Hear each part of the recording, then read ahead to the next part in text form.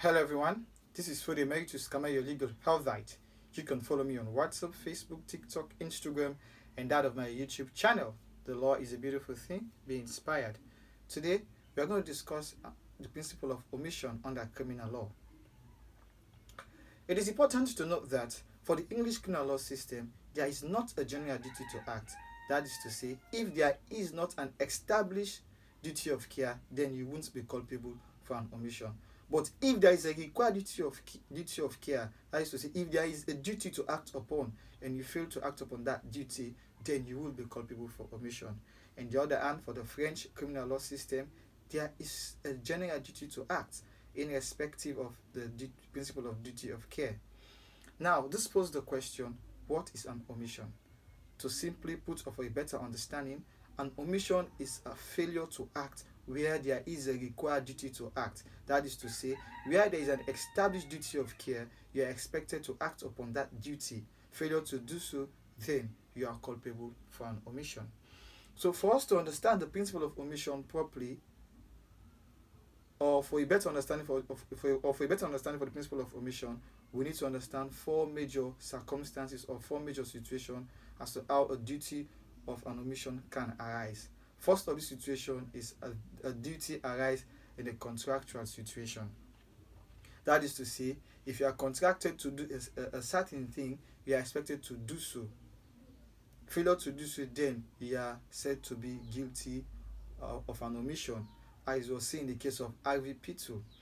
In the case of Harvey Pittul, Pittul was employed to open and close a railway track gate at 7 a.m. in the morning and 7 p.m. During the evening hours. One day, he failed to close the gate and a hive handcart was crossing by and the trail hit the highway handcart that led to the loss of life. Harvey Pittul was held culpable for manslaughter because he failed to do his or her duty as required in the contractual relationship that he had. So in this second of this situation where the duty of omission can arise, it is a situation where a duty arises out of a relationship.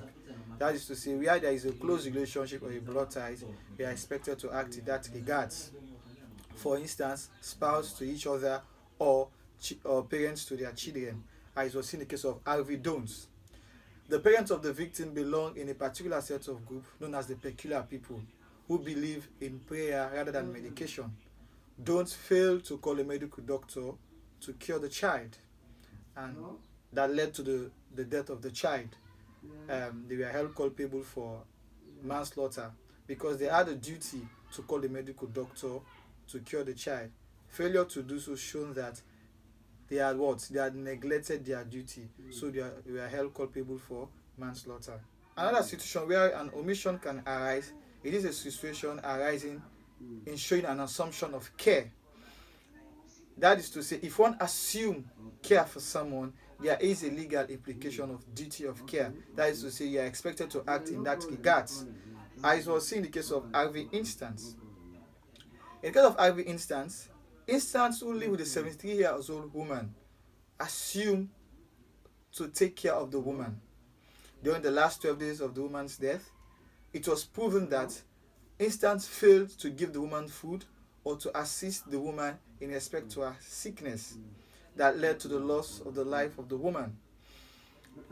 So Instance was convicted for manslaughter because he had assumed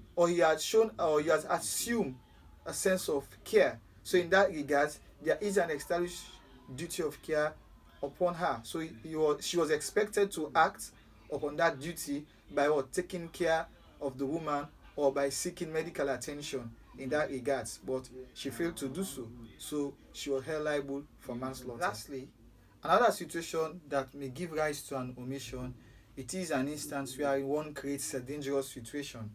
That is to say, if you create a dangerous situation, you are expected to cover those tracks. Failure to do so, then you will be held liable for an omission, as it was seen in the case of Harvey Miller.